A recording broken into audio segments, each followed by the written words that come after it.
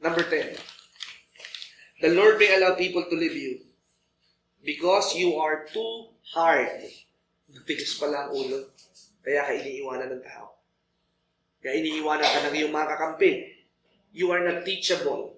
You are not coachable. Laging, ako ang leader, kailangan niyo akong sundin. Hindi yung gano'n. Laging mayor ang datay. The Lord may allow people to leave you because you are too hard. Matigas ang coconut.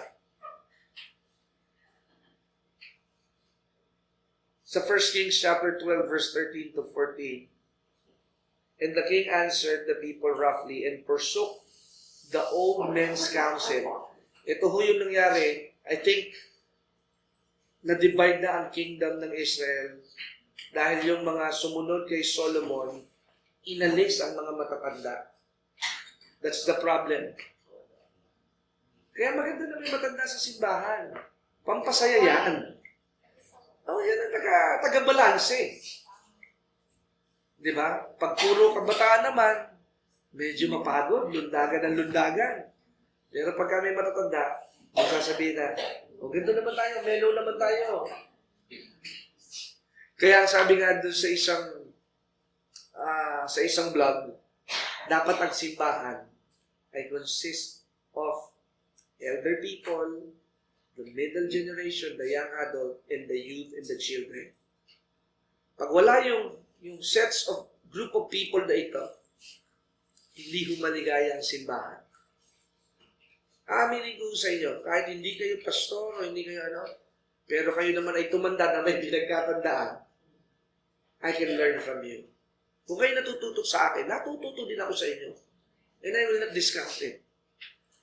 Sapagkat ako naman ay hindi naman ako superhuman na alam mo ang lahat. Mukha lang, pero marami pa rin ako. Kaya nga, ang pag-aaral, it never stops. Hanggang sa mamatay ka, aral ka ng aral. And you discover a lot of new things as you encounter a lot of people. Businessman, mga nalugi, mga hiwalay sa asawa, mga nagbabangayan, mga nagbabaranggayang pamilya, you learn from them. Ano mga kapatid? Nakikita mo mga bawat sitwasyon. At hindi mo maipapayo ang divorce or annulment sa mag-asawang hindi nagkakaintindihan. Kaya mo na. In due time. Don't expect na magiging maganda ang relasyon pag naghiwalay kayong mag-asawa. Remember, it will always have a big consequence. Divorce, it will only ruin the life of the children. Kaya huwag na wag nating ipapayo kanino man na maghiwalay na kayo. Never. Let them choose what they want. But never as a Christian. Sabi ko nga sa asawa ko, be very careful pag magpapayo ka sa mga kaibigan mo. As a Christian and as a pastor's wife, do not engage in advising them na maghiwalay sapagkat marriage is not a piece of paper. It is a covenant with an oath sa langit. You can reason out abnormal o masama ugali, nananakit. Yes, give it in. Pero ang tanong ba't nakatatlo kayong anak? Ang tanong bakit kayo nagkaigihan? Lahat ng bagay ay mahiwaga kung bakit nangyayari. Pero kailangan natin magtiis kung tayo man ay nandun sa ganong kalagayan na napakahirap. Again, ang paghihiwalay ay masalimuot na buhay. You just have the cold treatment and ignore. Okay na yun. Pero yung maghihiwalay at nag-aasawa ka ng iba, forget about it. So, ito sa 1 Kings chapter 12, verse 13 to 14. They forsook the old men's counsel that they gave him. And they only spoke to the counsel of the young men, saying, my father made your yoke heavy, and I will add to your yoke. My father also chastised you with whips, but I will chastise you with scorpions. Grabe, salbahe. Pinahirapan kayo ng mga matatanda, pero ngayon mas lalo ko kayong pahihirapan. Pero yun, papakagat ko kayo sa eskorpiyon. It is true that you must exert authority and demonstrate that you are in charge. Notice that Solomon did not simply exert authority because he was the king, but he exerted his authority wisely and waited for good opportunities to establish his control. Ulitin ko. Notice that Solomon did not simply exert authority because he was the king. He exerted his authority wisely and waited for good opportunities. Whose timing is essential. Minsan kasi, ang sarap na tawagin na, uy, leader ako. Uy, meron akong negosyo. Ako ang manager. But essentially, kaya mo ba talagang ma-withstand ang mga bashers at mga unprepared situation na pwede mangyari sa iyong buhay? You exercise your authority not because you are in the position. Naalala ko tuloy yung isang worship leader sa church sa Green Hills. Sabi niya, Pastor, bakit mo kaya ganon? Pag ang mga Hillsong nag-worship lead, talaga nag-iiyakan yung mga tao.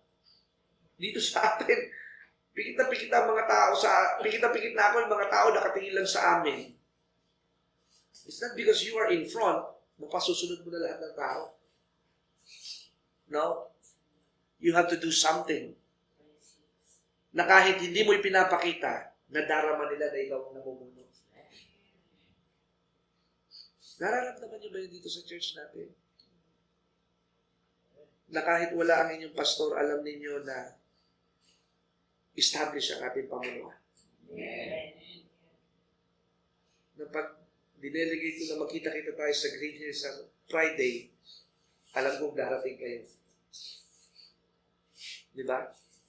Because part of being loyal is commitment. It was on the last chapter of the life of David. He was looking for his general and suddenly nag-request si David, di ba? Sabi niya, nauuhaw ako. Gusto ko ng tubig sa Bethlehem. Parang naglilihim. Matanda na si David, ng lolo na. But one of his general broke up, umalis sa kampo at pumunta sa Bethlehem at kinuha ng tubig si David. Hindi ininom ni David yung tubig eh. Ibinuhos siya sa lupa. Sabi niya, napakadakila ng iyong ginawa because you risk your life just for the sake of this water. Basahin niyo, nasa 2 Samuel. So when you are loyal, it will always cost our life. Dito ba? Sabi ng isang kapatid, Pastor, ako na ang sasagot ng kailangan ninyong uutangin sa construction. At sabi ng isang kapatid na kausap ko, ano bang terms ang ibibigay niyo sa amin? Magpapautang ng 30,000. Magpapautang mo ba kayo? Magpapautang po ba kayo ng 30,000? Sabi ko, June 30 ko pa kung babayaran yan. Ipahihiram niyo lang ko sa amin, hindi ko yan hinihingi. Alam niyo yung sabi ng kapatid, Pastor, hindi ako makatulog eh. Sabi ng Lord sa akin, huwag na daw kayong pautangin, ibibigay ko na lang yung 30,000. Amen? Loyalty is about commitment. Matitiis niyo ba na hindi natin matapos yung construction ng church? Ako mag-aambag ulit ako. I already given more para sa construction na yan. Hindi ko matiis. Because when you are loyal, you are committed. You will do something that out of the very best na pwede mong magawa.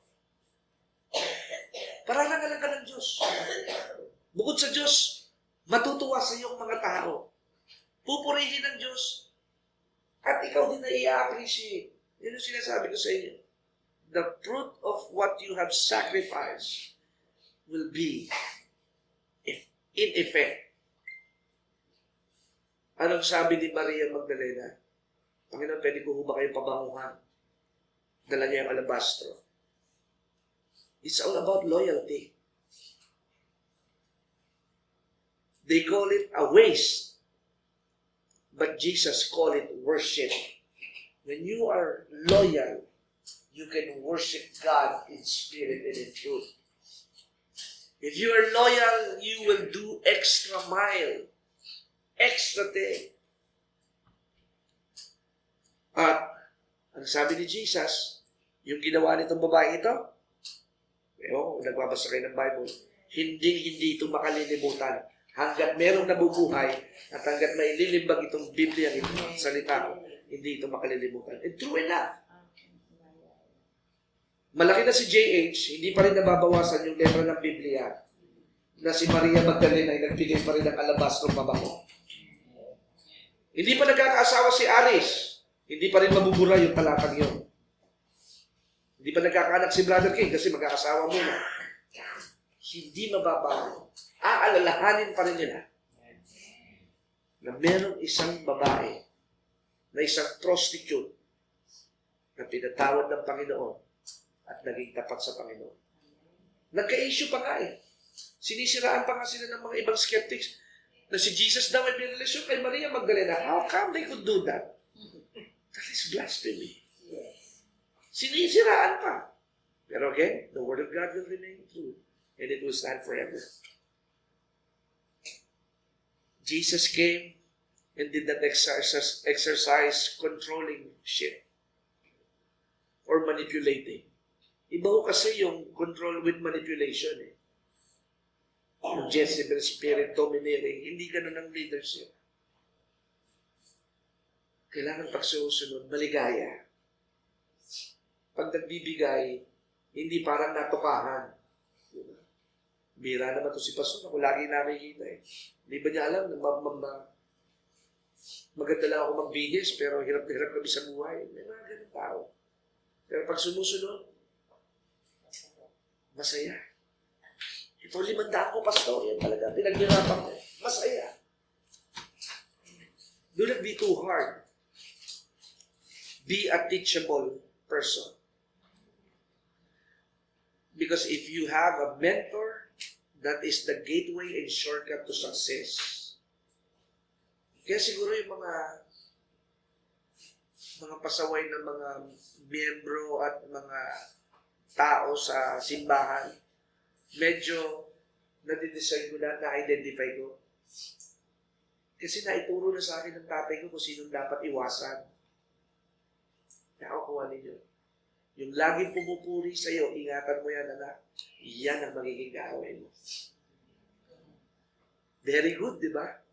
Siya sabi, gwapo-gwapo mo, Pastor. Pipisilin mo. Gwapo talaga ni Pastor.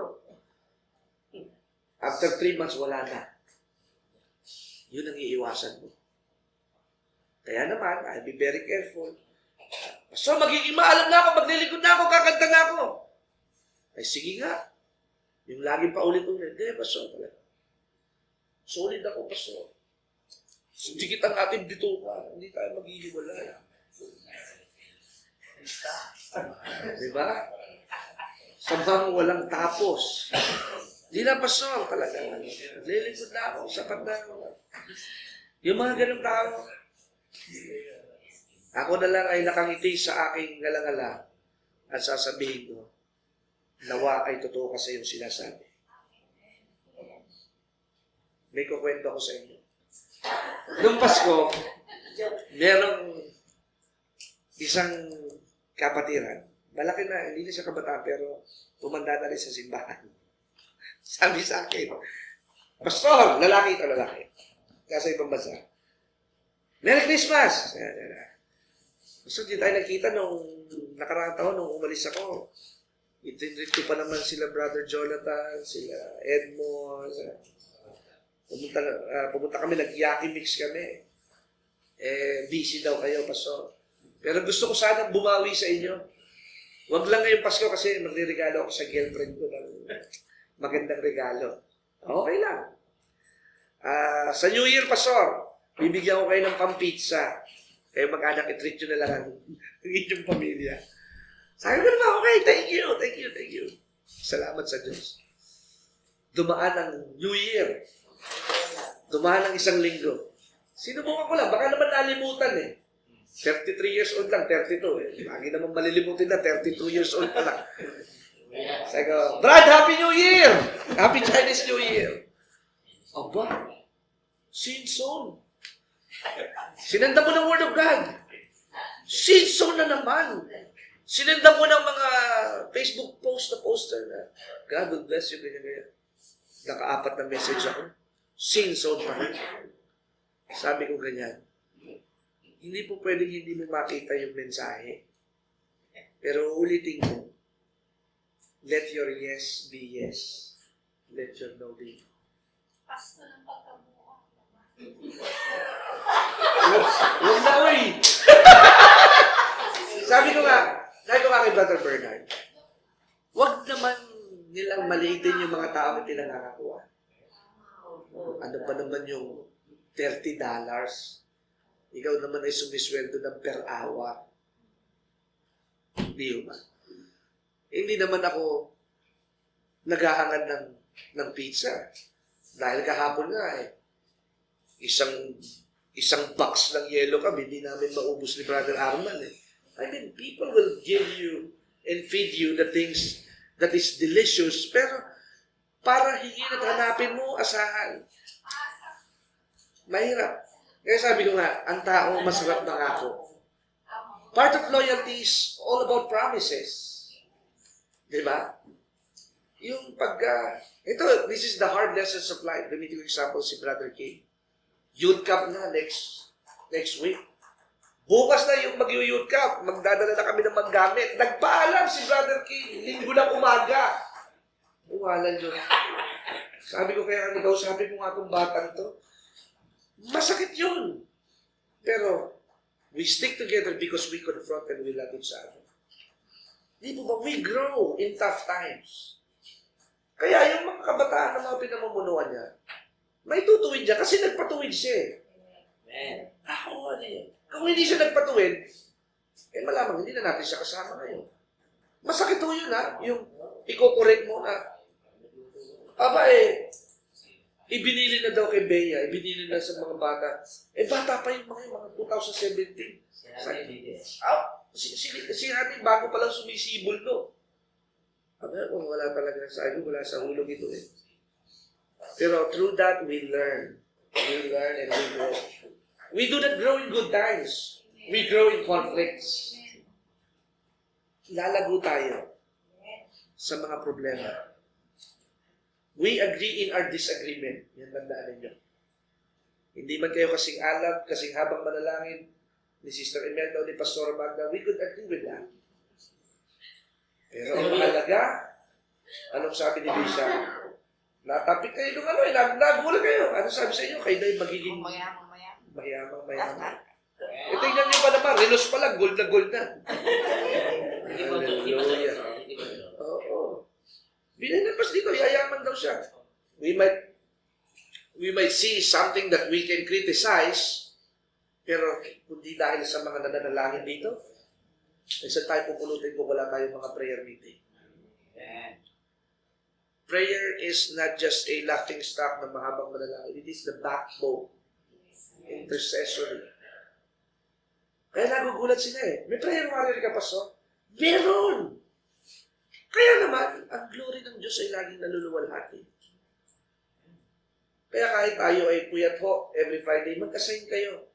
King, yung mga bata, sila Tricia, kung hindi makakasama ng Friday night revival, let us delegate.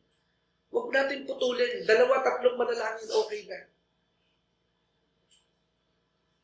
Kung sana, lagi ang sigla natin ay katulad ni Sister Jocelyn. Parang nakainom ng Red Bull lagi, talagang maligayang maligaya. Cobra lang daw, cobra. Cobra lang, ano? Mamba mentality.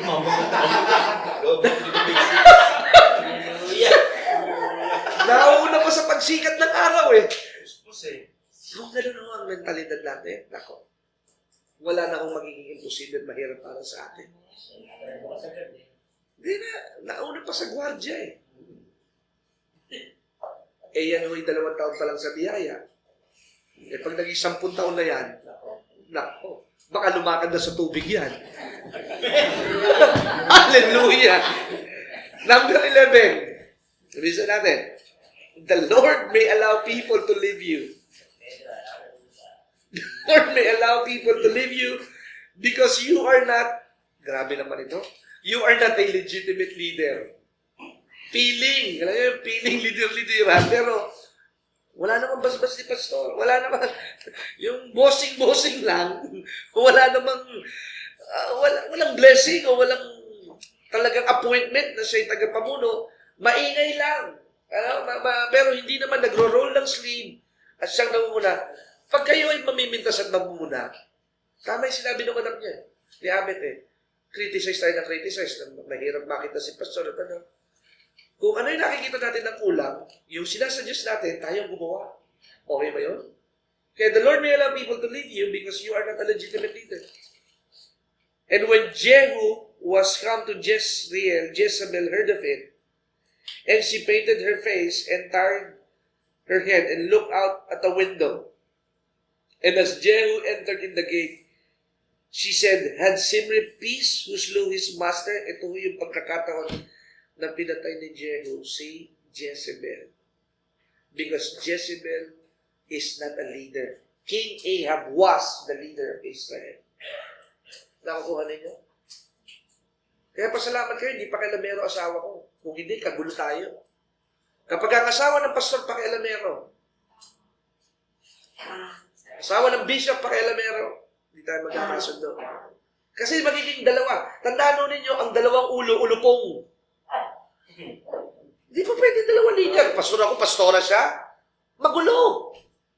Kaya don't call my wife pastora. Call her sister. Just respect her, the respect that she needs. But don't push her to become a pastor. She is just a wife, a supporting cast. Kaya magulo kapag pastora din si pastor, asawa. And that is the main thing na natutunan ko rin sa tatay ko. Make your wife as an intercessor, joining the ministry, pero wag mo itatalaga na pantay kayo. Yes, we are one. Yes, she could suggest. Nakikita niyo sa meeting natin, nagsasuggest siya. But never mong pakikialaman ng finances ng church. Huwag mong pakikialaman kung sino unang dapat tulungan. It's always the pastor who hears the voice of the Lord. That is our secret. Tingnan ninyo, kapag ang simbahan ang pinakapangunahin, puro pastora, without offense. Pero yung mga main church na ang kanilang senior pastor, pastora, ang gugulo. Ang gugulo. Sa totoo lang. Because the leadership is established to be born of a man. We do not disregard that women can preach. Pero kapag sumapaw na ang babae sa leadership ng simbahan ng kanyang asawang pastor, it's very dangerous. That's why I remain in my commitment. I am the head and lead pastor of this church. You need to respect my wife because she is my wife. But as another pastor, it cannot be. Parang sa pamilya, hindi mo pwedeng dalawang head of the family. Kaya sabi nila, Pastor, dapat din pag Father's Day, ang mga kananayan ng nanay-tatay, honor din, katulad doon ito, siya lang ang nanay-tatay, single parent. Sabi ko, loko-loko ito Pagkakataon ng mga tatay, pati nanay na naging tatay, pararangalan din. Tama na kayo sa Father's Day. Di ba? Pagka naman kasali pa rin kayo sa Father's Day dahil kayo yung tatay na din, Kayo na lahat. kayo na lahat. Sa inyo na ang celebration. Sa inyo na lahat, di ba? Sabi ko, mali ata ito. Kaya again, the head will always remain the head. And if you are a legitimate leader, people will respect you. People will not tantrums and throw accusations. 2 Kings chapter 9 verse 30 to 31 ho yan At pag ikaw ay illegitimate leader, magkakaroon ng conspiracy. Tingnan ninyo. And his servant Zimri the captain of half of his chariots, conspired against him as he was in Tisra, drinking himself drunk in the house of Asra, steward of his house in Tirzah. And Zimri went and smote him, and killed him, and in the 27th year of Asa, king of Judah, and reigned in his instead. Sa 1 Kings chapter 16, verse 9 to 10. 1 Kings chapter 16, verse 9 to 10. Yan ho yung isa, yung kay Zimri. So tingnan niyo, dahil hindi siya naging tapat doon sa kanyang unang pinanungunuan, yung mga taong makakasama mo din, hindi rin magtatapat sa iyo. Parang continuous vicious cycle. Kaya napakahirap na umampun ka ng rebelde at hindi nagpatuwid sa iyo. A rebel will always be a rebel. But if they submit, their rebellious blood will be infused by a new blood and a new DNA. Submission. Because obedience is better than sacrifice. When you submit, you obey fully and respect the authority.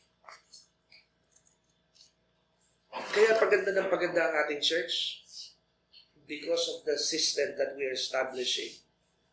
Malinaw naman ho, di ba? Pagka meron kayong gustong gawin, ilagay natin sa proper quorum.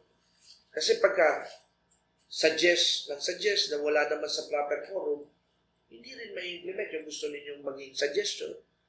So kung gusto ninyong mag-suggest ng ilaw sa church o upuan sa church, alam niyo dapat kung sino kausapin.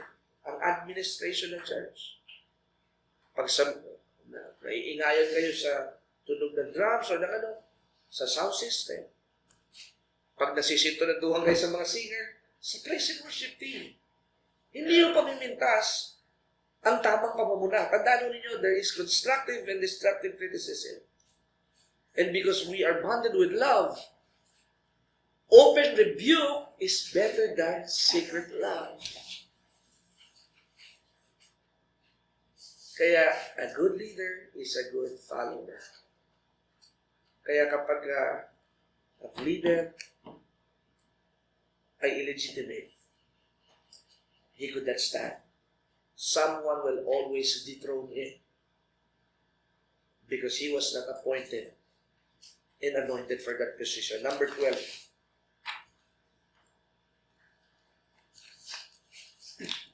The Lord may allow people to leave you because they saw you leave others. Talagang cycle nga lang. Kaya ka iniwanan kasi nang iiwan ka din. Okay, the Lord may allow people to leave you because they saw you leave others and learn from what you did. The people will leave you because they saw you leave others. Paano ka rin nagtaksil? Kaya nga, honesty is essential. Saan ka ba galing, pastor? Ikaw ba ay illegitimate? May nag-ordain ba sa'yo? O ikaw ay iskalawag lang? Kloro. Di ba? Sino ang nag-mentor sa iyo? Sino ang sinusundan mo? May pag wala akong sinundan at naisipan lang na, hindi, nanaginip lang ako, pastor na daw ako eh. Napakano kasi Solomon. Isa lang ho ang Solomon sa panahon natin. Isa lang ang naging Solomon. Minsan kasi masyadong super exaggerated eh. Basta ako, nanaginip na lang ako, tinawag daw ako na worship leader na kaagad eh. Sino ang nag-appoint sa iyo? Sino nagtuturo sa iyo? Sino pastor mo? Kaya, di ba kapag may lumilipat sa atin, saan ka galing church? Anong background mo? Pero di ba, King, di ba meron tayong drummer na magaling na nagtuturo sa iyo, si Pogi? Nagaling sa ibang church na pamangkin ni Nanay Sita, nasa na siya ngayon? Wala na. Kenneth. Hindi po, isa pa. Yung parang kasing galing din ni Japo. Because we are lacking of talents way back then. Yan ang problema sa pagsisimula eh. Accommodate. Sige, pwede na. Si Kenneth Baba, bigyan ng allowance. So, walang ibang tutugtog eh. Oh. Yung mag-asawa na yung si Pinita Corrales, yung gumagano pag umawit. Normal. Si Norma, saka si Brother Boy. Noli. Eh kahit mga panahon kupong-kupong pa yung inaawit, like yung sinasabi nga sa iyo, pwede na din. Because we just accommodate because yun nga, wala tayo eh. No choice. Pwede na. O walang lyrics sa kanta, pwede na rin. Si Roland Tika. Madami yung dumaan. But they are not fit in to the mold na nais ng ating Panginoon. Ayun ang mga... Kaya, kapag yung in-accommodate mo ay galing din sa ibang church at may history ng pagiging tipaklong, asahan mo, mas mabilis pa yan sa tipaklong. The Lord may allow people to leave you because they saw you leave others and learn from what you did. Kaya pala dati, hindi tayo makabubuo ng praise and worship team. Eh kasi mga galing din pala sa lipat ito eh. Lipat bahay. Pero pag nananatili, tingnan niyo. When I decided, let us put persons that are homegrown. Diba? At hindi niya sinabi, ganito kasi kami sa church namin, pastor eh. Eh kung ganyan pala kayo, ba't nandito ka?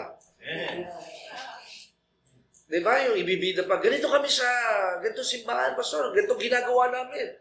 Mga 5 hours kami mag-pray bago kumanta. O kayo na lang 5 hours. Tapos nagawa. Tapos nagawain nun. Yan, nagsosoking kami, pastor. Kailangan 3 hours ang speaking in tongues. Kung tama ang ginagawa ninyo, bakit ka umalis? Yun lagi nang tatandaan. Kung tama pala yan, hindi dapat nandun ka na. Ba't kayo nagsisiksik sa amin? Balik! Shoo! Dahil may mali, kaya ka lumipat. May nakatampuhan ka, kaya ka umalis.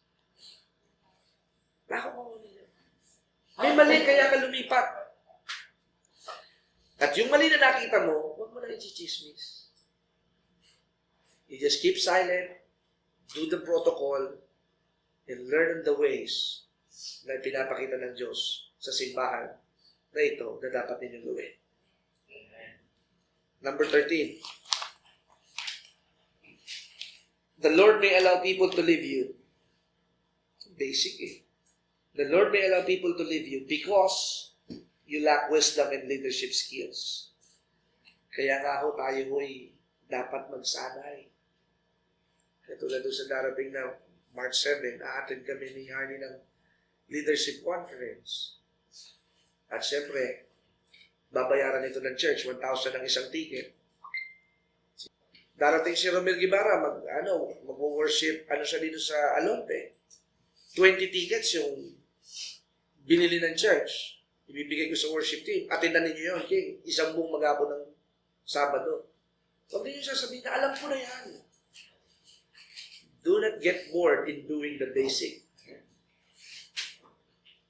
Pag binabalikan mo lagi yung basic, mag-pray bago kumain, it will become a habit.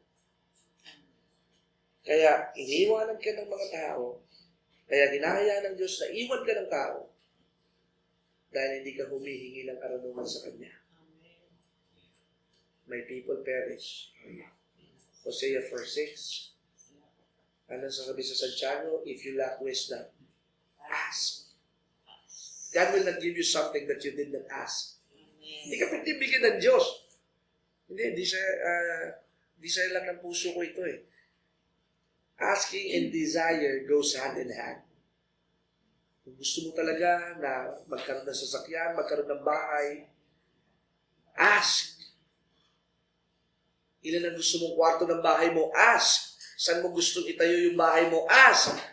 Let us be specific. Hindi pwedeng bahala na si Batman. Hindi po pwedeng, saka na, Pastor, pag dumating na talaga yung malaking pagpapala, again, pag wala kayong programa doon sa pagpapalang padating, hindi ho dadating yung pagpapalang yan. Tingnan mo kung paano umutang sa bangko. Tingnan mo kung paano i-proseso ang loan sa pag-ibig. Doon ka magkakaroon ng bahay. Kaya Alice, ikaw may pag-ibig ka ba dapat? Hindi pag-ibig na love life ha? Pag-ibig na hinuhulugan.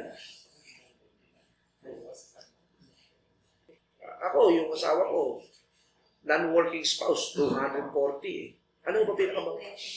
Pagka-working ang pinakamababa. Ayun, at least may hinuhulugan kayo. Life is uncertain. Yes, we are fake people.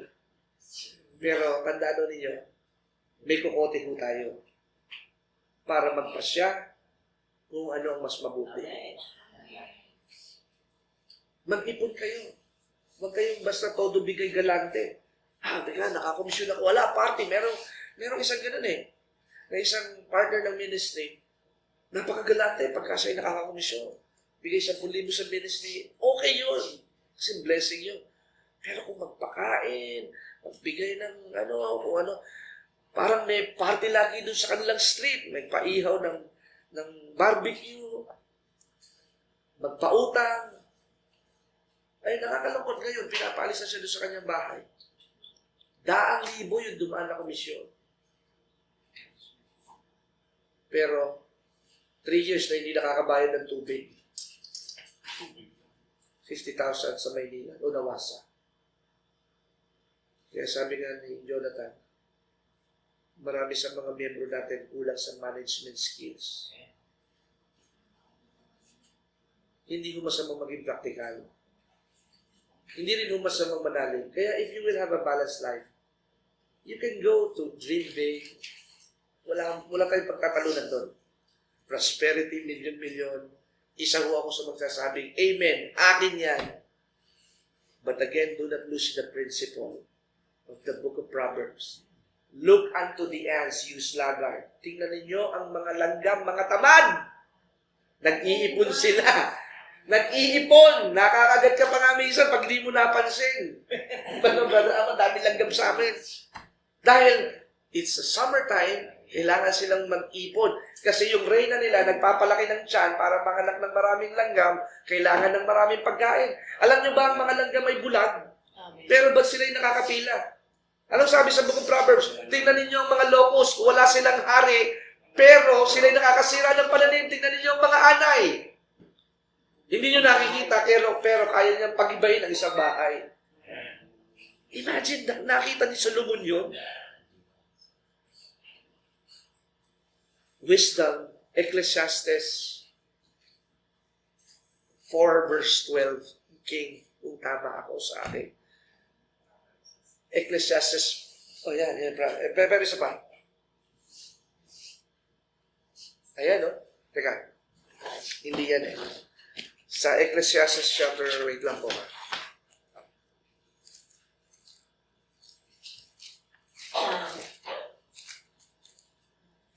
7, verse 12. Tignan niyo ito. Kaya, kapag wala kang wisdom, wala kang karunungan, pagtatawanan ka. Anong sabi ito? Liwanag, oh. For wisdom is a defense. Money is a defense. But the excellency of knowledge is that wisdom giveth life.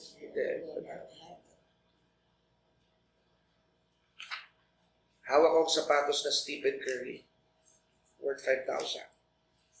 Enrollment ng mga bata. Ano unahin ko? Stephen Curry na sapatos? Tuition fee.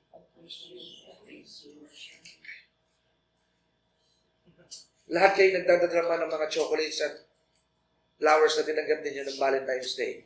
Isang click ko lang ng credit card ko, pwede ko magpa-deliver si Kati ng worth 2,000 na flowers. Anong mas mahalaga? 2,000 na flowers? Yes, may lamang asawa ko. At siya ay magiging sabihin, kaya napaka-romantic mo. Mamayang gabi maliligo ako, tayo ay maglalabing-labing. Anong mas mahalaga? Yung 2,000 na worth of flowers and chocolates o 2,000 na ipinakabit ko na yung aming cable system ay naka-postpaid na instead of prepaid. Kanina, kinabit na yung signal ko, 1.7. Anong mas mahalaga? Kasi hindi na kami makapanood ng balita. Sabi niya, wala tayong mapanood ng TV. Yung mga bata, inip na, pagka mabagal ang internet, hindi makapanood ng DC channel. So, I need 1.7. Anong mas mahalaga? 4 months na kaming walang palabas sa TV. Kinumpara ko. Chocolate flower, 2,000. Saglitan lang to. Nagdala nga ako ng flower dati, nilanta lang nitong asawa ko. So dito lang ako sa 2,000. That is wisdom. Ako. Bigas. Wala akong masamang maging praktikal. Amen. You need to understand, life is a series of choice. Pero wala akong masama kung nakapagbigay kayo. Sabihin nyo naman si Pastor naman, corny. Wala akong pagbigay ng anak ko si Brother Bernard. Ngayon lang naman niya ginawa yun. Kaya okay yun. After 35 years eh. Pag-isip-isip ni Brother Bernard.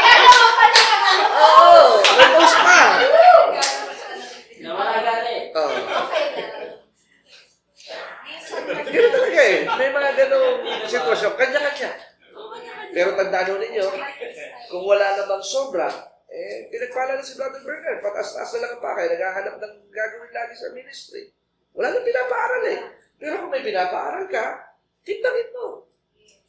Si Nico nagbibigay na rin ng pera. Nagtatice na rin sa ministry. Bumili ng bagong gitara, di ba? Sa sarili niya. Wala na nga itong gagastusin itong mga ito. Kung wala na kayong obligasyon sa buhay niyo, pwede na kayong labing-labing. Pero kung may pinapaaral, si Sense naman, gintong bibi yun. Tuloy ang padala ni Shane dyan. Diba? Kung ikaw na nag-aalaga ng apo, ikaw pa gumagastos, sus Mariosep, talaga naman. Ikaw pa gumagastos, talagang huwag ka nang mag-aarte dyan ng bula-bulaklak. Bumili ka na ng 1 kilong bigas. Kaya sabi dito, wisdom is a defense, money is a defense, but the excellency of knowledge is that wisdom may buhay. Ang pera na ubos, pero ang karunungan habang ginagamit, lalong tumatalas. Number 12. Number 13 na pala. O, 14 na. 14 na lang. The Lord may allow people to leave you as a judgment. Wow. Takot naman. The Lord may allow people to leave you as a judgment on your life. Remember, you can run, but you can never hide. God is a gracious God, but there will always be consequences. A little lie, a little of cheating. Hindi ba kaya yung sinasabi nila na dati sila ay nag-abuse ng drugs at naging manginginom? Pinatawad sila ng Diyos, pero there will be consequences sa sakit. Di ba? Si Brother Bear na tatay ni Ann. Sir Kenya. Di ba? Marami siyang mga naging bypass operations sa mga drugs. And sinasabi naman yan na minsan nakakagamit din siya. He admitted it and he repented for that sin. Yes, your soul is saved. Pero yung mga, tingnan ninyo, consequences. Bahay na wala. Negosyo, alas na wala. Kasi galing siya sa kasamaan eh. Diba? Sa bula-bula din nawawala. Oh, maganda ang buhay nila noon. I don't want to show being judgmental, pero that is the judgment in your life. Pag hindi mo kasi tinaman inayos, at hindi ka naging consistent doon sa pamumuhay sa katwiran, you will lose it on the coming generation. Yes, Brother and Sister Marisa, sumalangit awa. Ito pala, mga kapatid, maging pantay tayo dito sa katuruan at aral na ito. Ang namamatay, hindi tayo gagabayan. Yes, amen. Pagka mga ganyan naririnig ninyo sa mga kapatiran natin, medyo pakikutusan lang mo ng malakas. They cannot be your angel. They cannot be your stars. That you can look up there and guide me. Hindi ko po pwede tayong bantayan ng mga namatay. My God. Minsan may mga ganun ako nakikita post ng mga church member natin, pakikutusan lang ng konti. Sabihin mo, when people die, they die. Okay? Minsan, bantayan niyo po kami at kami lagi ninyong ingatan. No. When people die, babalik sa alabog. At ang Espiritu, yun ang mananatili at kukunin ng Panginoon. Ganun di ba mga... People always want to go to heaven. but they do not want to practice heaven on earth. Narinig niyo ba yung sinabi ko? People always want to go to heaven, But they do not practice. but they do not practice heaven here on earth. Amen. Ang saklap, mga best, no? Gusto lahat sa langit. Palagi ko, pag tinanong mo, ano gusto mo? Langit o impyerno? Langit, pastor! Tanongin mo yung gwardiya, saan mo gusto pumunta? Langit o impyerno? Langit! Eh, ba't ayaw mo magsanay ng langit dito sa lupa? We are not of this world. We are in this world, but we are not of this world. Narito tayo sa lupa, pero hindi tayo taga-lupa. Eh, kung gayon pala, matuto tayo na gawin ang tama at kalugod-lugod sa ating Panginoon. There are times that the departure of people, Brad, okay ka lang? Okay lang. Praise. Lapit na ako matapos, isa na lang. There are times that departure of people is allowed by the Lord. Alam mo lang, anis.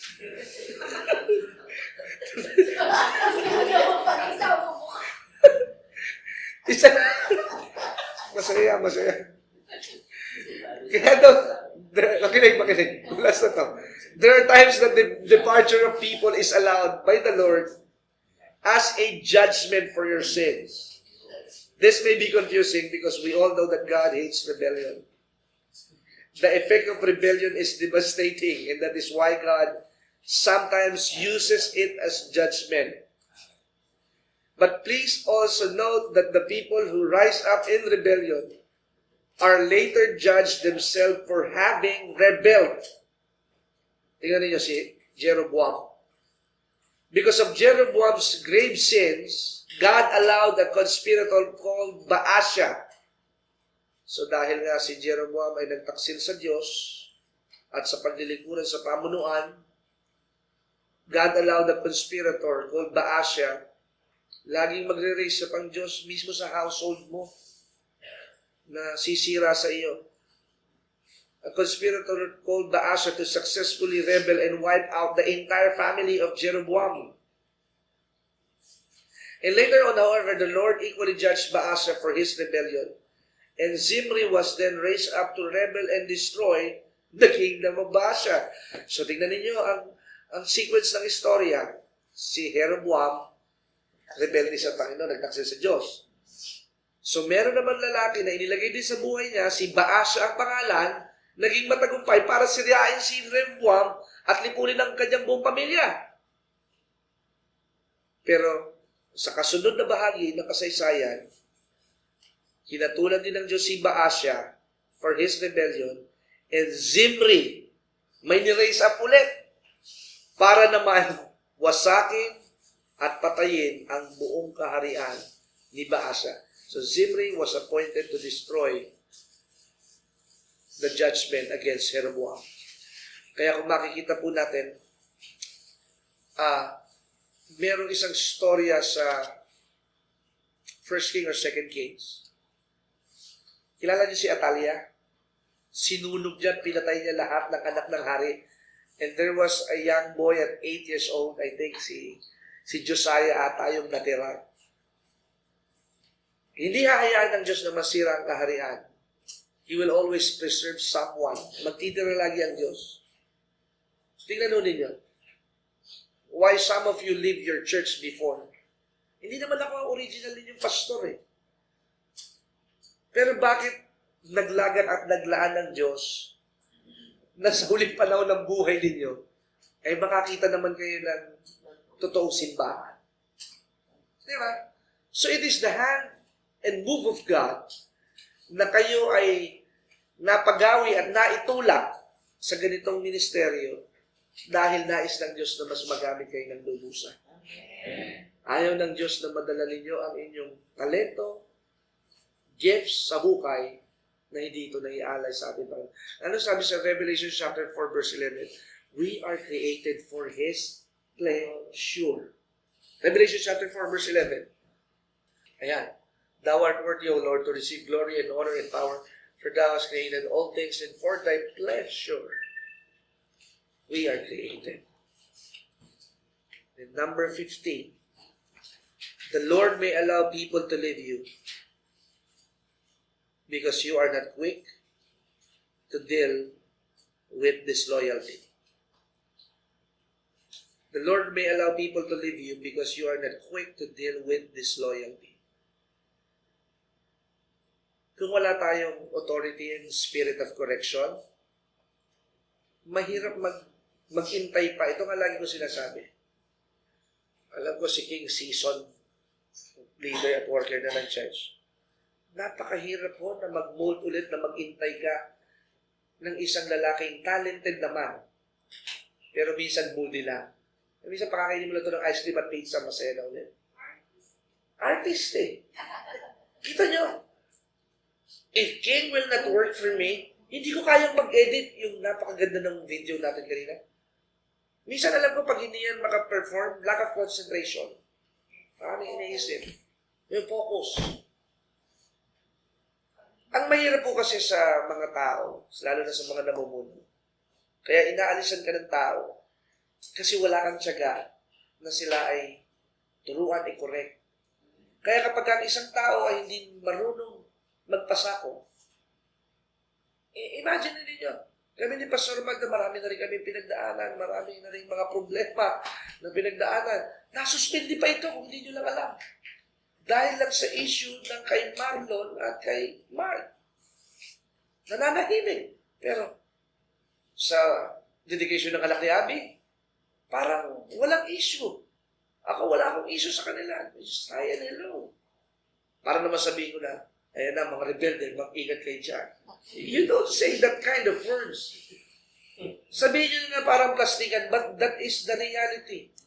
You need to become civil and that do not let hold grudges and bitterness. Di ba nakasama? Ang sabihin ko, nandiyan na si Tess na balimbing. Hindi ko naman pwede sabihin yun. Because God is love. Ano? O di nung binati ko, diniyapos ako, sabi niya, Pastor, mahal na mahal ko po kayo.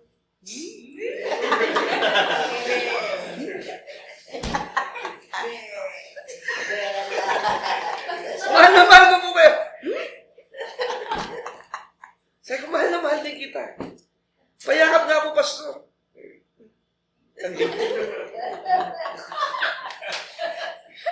Kaya masaya ho ang maglingkod sa Diyos. Masaya natin ang pagpapatawa. Sabi nga na isang pagkakataon, nakita nila Joanne at saka nila Mark before, yung mag-asawa na may-ari ng school. Nakita nila sa SM. At hindi nila alam kung paano, hindi alam nila kung paano sila magtatagpo at magbabatian. At nagulat. Si Arley, sabi niya, uy, love niyo pa rin pala ako. Bakit naman ho? Eh baka kasi sinasabi ng pastor ninyo, magalit kayo sa akin at mamuhi kayo sa akin. Sabi ni Johnny, hindi ko yun tinuturo ng pastor namin. Ang hirap na, ikaw pastor, ikaw nag-i-instigate na, ito sinira ako nito sa buhay ko eh, laban-laban tayo dyan. Paniwalaan ninyo ako ang katotohanan. Hindi ko dapat gano'n. Let God be the judge. Nakumpronta mo na, kaya mo na. If you part ways, God separate your ways. And you bless each other. Anong sabi ni Esau? Jacob, huwag kang mag-alala, pinagpala na rin ako ng Diyos. Natakot si Jacob eh. Sabi niya, naku, baka sampalin ako nitong kuya ko ah. Kaya sabi niya, pinwesto niya yung mga asawa niya sa likodan eh. After 20 years, sabi ni Esau, the Lord also blessed me. Kaya sa atin, nung pagtatapos ngayong gabi, hindi tayo para magkampi-kampi, para itolerate ang masama. Tayo magkampi-kampi para sa kabutihan, katotohanan, at kadakilaan ng ating Panginoon. Disloyalty is polluting and contaminating every situation. It changes the nature of everything and everyone. Last na lang ito. Disloyalty is polluting and contaminating situation which changes the nature of everything and everyone. Kaya tama yung kinakanta natin eh, pag-isahin mo ang laman ng aming puso. Hindi po pwede na ibang mga iniisip natin. Kailangan iisa. Hindi man kayo close kay pastor, pero hilingin ninyo, Pastor, Panginoon, mangusap po kayo sa amin sa pangungusap ninyong katulad sa aming pastor. Ipakita mo po sa amin yung mga dalahin niya. Ako mo nga ninyo.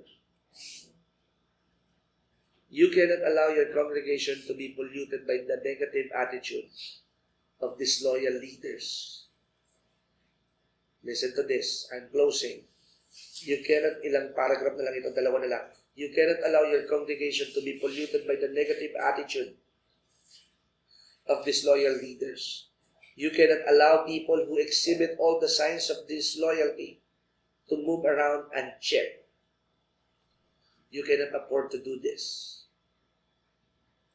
Solomon was quick to deal with disloyalty. That is why he executed his uncle, Joab, his brother, Adonijah, and Shimei at the very first opportunity. Grabe palang ginawa ni Solomon. Solomon was quick to deal with disloyalty. Pag ayaw sumunod, suspindihin. Pag ayaw sumunod, ituwin. Pag ayaw sumunod, i-ground muna at ibangko. Kaya ka nga nababangko para magsanay. Pastor, may potential to eh. Yes. Paghugasin mo muna yan ng baso ng ininuman ng music team. Di ba ganun sa COCC? May plebo, may first officer, second officer. At pag fourth year ka na, ay doon ka na, ikaw na ang yung pinaka-chief, corps commander. Pero pagka hindi natuto na magligpit ng wires, hindi natutong magwalis, kaya siguro, the Lord has been gracious to us and especially to me. Ang una kong naging ministeryo sa simbahan ay ushering ministry. Tagapagbuhat ng upuan, tagapunas ng upuan, alas 7 ng umaga, nasa church na ako para sa 10 o'clock service. Kaya sabihin niyo, ba't naman sobrang blessed ni Pastor? Well, nagdadrive lang naman ako ng van na walang preno. Nagdadrive ako ng van na laging tumitire. Minsan gusto ko nang sunugin eh. Naiyak ako noon. Fresh graduate, 2001. At sabi ng girlfriend ko, iiwanan kita pag hindi ka nagtrabaho ng mahusay. Sayang ang buhay mo sa paglilingkod. Sabi ko, sige, iwanan mo na ako pero hindi ko iiwanan ng Diyos. We've been into a 2-year relationship.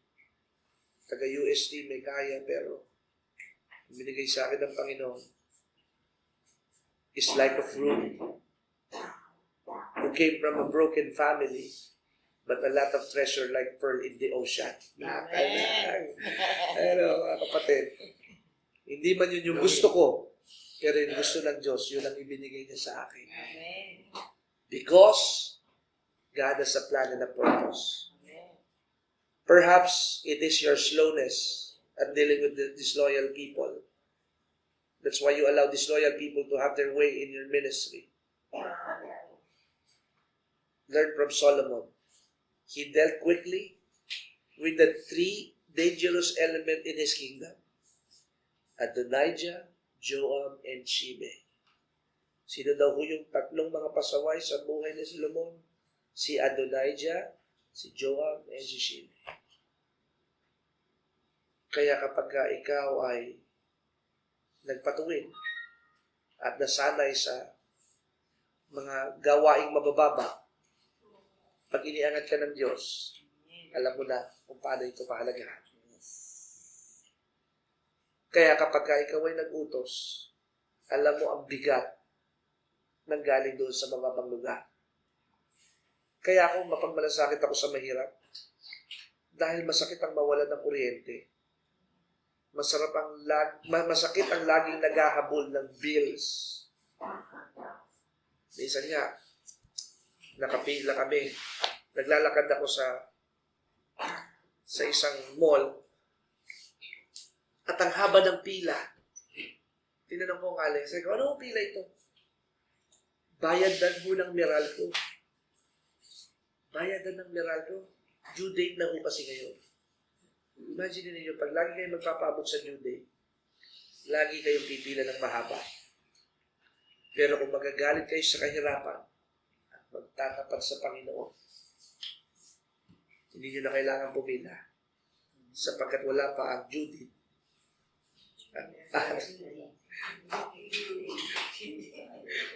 Si Judith, sino pa isa? Jonah. Si Judah. Wala pa yung wala pa yung due date. Bayan mo na. Ako yung nagpapaabot ng ng due date ng PLDT. Ang PLDT, one day ka lang ma-delay, shutdown na niya yung wifi niya. Puputulin ka agad. Again, pag may mga taong pasaway, mahirap ituloy. Kumprontahin natin ng may pag-ibig. I-restore natin sila. Mga nagkamali, ituring natin na tayo ang kanilang maging ama.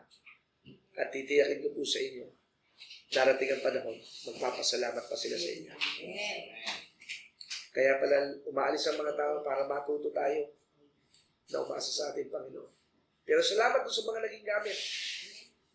At tayo ay natuto at lalong naging matibay. Palakpakan natin ang ating Panginoon.